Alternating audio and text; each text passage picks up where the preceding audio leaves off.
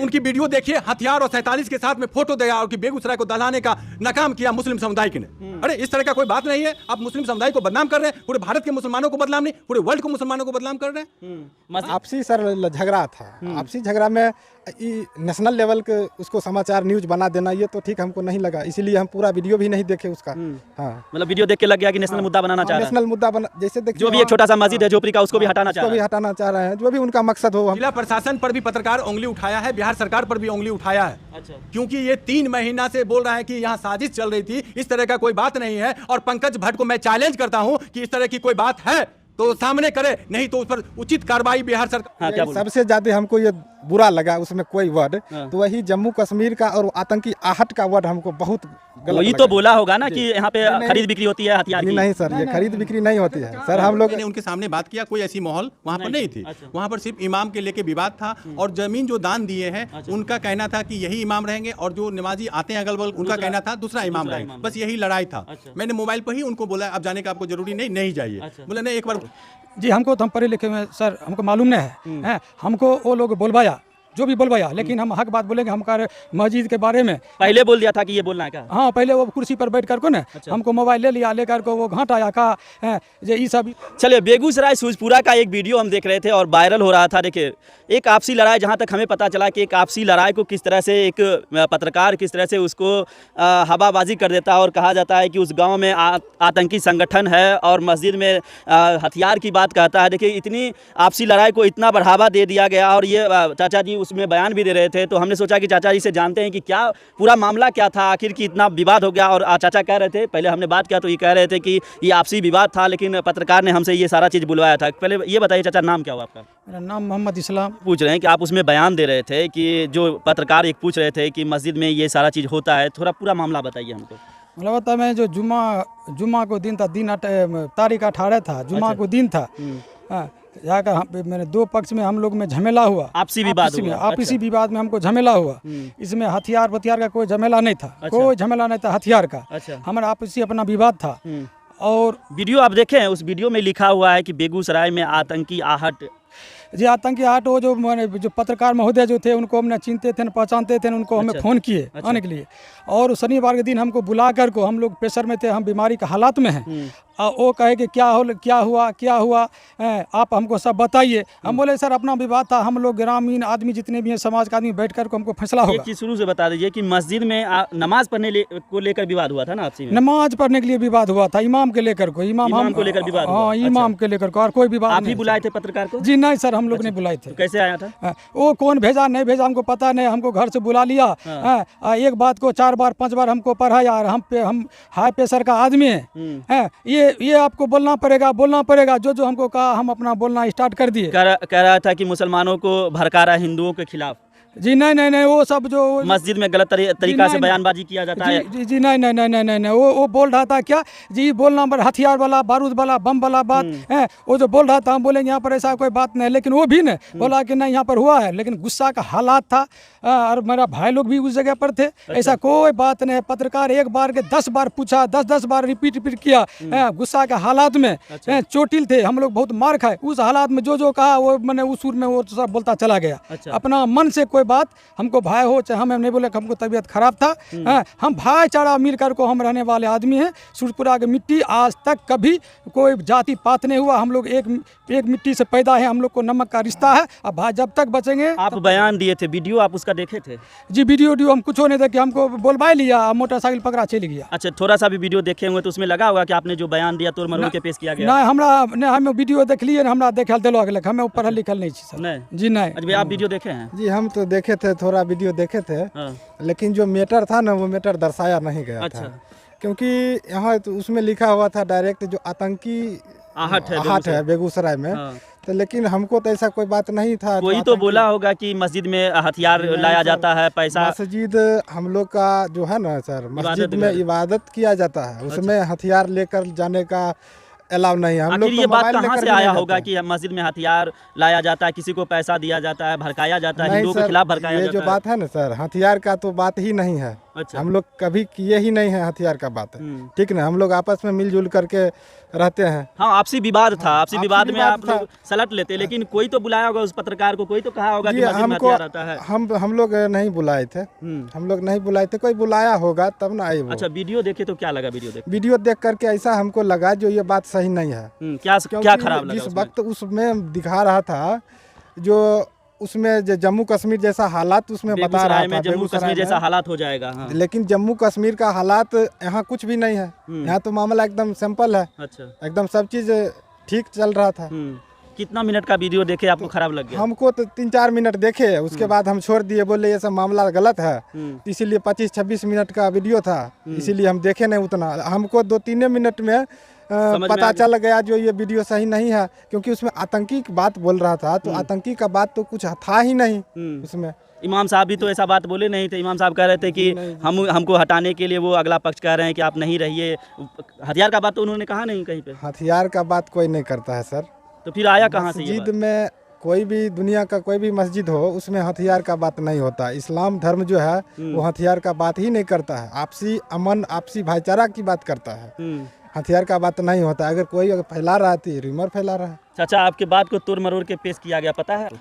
जी, हमको तो हम पढ़े लिखे हुए हैं सर, हमको मालूम नहीं है। हमको वो लोग बोलवाया, जो भी बोलवाया, लेकिन हम हक बात बोलेंगे। हम कह रहे मस्जिद के बारे में पहले बोल दिया था कि ये बोलना है क्या? हाँ, पहले वो कुर्सी पर बैठ कर को न हमको मोबाइल ले लिया, लेकर को वो घाट आया का जे ई सब एना में तुम ये ना रहो, बढ़िया रहो, चैन रहो। तो हम लोग सोच साज आदमी हैं, सोच साज आदमी। हम बोले हमको हेल्प करने के लिए आए। अच्छा। हेल्प करने के लिए हमको आए यहाँ। आप भी गुस्सा में कुछ बोल रहे? हेल्प करने के लिए तो हम उन पर विश्वास किए, उन पर विश्वास किए, हमको हेल्प कर रहे हैं। लेकिन ये हमको साथ में, हमारे देश को साथ में गद्दारी वाला बात किए, जो वो बात को फैलाना स्टार्ट कर दिए। लेकिन यहाँ पर हमको सिंपल भाईचारा मिलकर रहने वाले आदमी। ये तो हो गया मुसलमान में आपसी में लड़ाना हो गया, ये तो बड़ा विवाद हो जाता। आपसी सर झगड़ा था। आपसी झगड़ा में नेशनल लेवल के उसको समाचार न्यूज बना देना, ये तो ठीक हमको नहीं लगा, इसीलिए हम पूरा वीडियो भी नहीं देखे उसका। हाँ, मतलब वीडियो देख के लग गया कि नेशनल मुद्दा बनाना चाह रहे हैं। नेशनल मुद्दा बना, जैसे देखिए जो भी एक छोटा सा मस्जिद है झोपड़ी का, उसको भी हटाना चाह रहे हैं। हटाना चाह रहे हैं। जो भी उनका मकसद हो हमको पता नहीं है सर, लेकिन वो श्री जम्मू कश्मीर की जब बात बोले, उसी वक्त हमको समझ में आया जो ये जम्मू कश्मीर और ये मेरा सुजपुरा गाँव, ठीक न, हम लोग सभी जितना भी कास्ट हैं सभी मिलजुल कर रहते हैं। पता ही नहीं चलता है जो कौन क्या है। अच्छा। कौन कास्ट कौन है अभी तक, और पूर्वज से ही आ रहा है ये बात। और यहाँ ये सब कोई बात नहीं। आप सोचिए कि एक मीडिया का काम होता है सच दिखाना, और सच का आईना होता है। आप सोचिए कि एक मुसलमान की आपसी लड़ाई को किस तरह से पेश किया जाता है, जम्मू कश्मीर से तुलना किया जाता है, आतंकी आहट की बात की जाती है। उसमें आप एक लाइन देखिएगा, चल रहा होगा आपके बीच, देखिएगा कि उसमें लिखा है बेगूसराय में आतंकी आहट। आप सोचिए कि हाँ, क्या बोल, सबसे ज़्यादा हमको ये बुरा लगा उसमें कोई वर्ड, तो वही जम्मू कश्मीर का और आतंकी आहट का वर्ड हमको बहुत।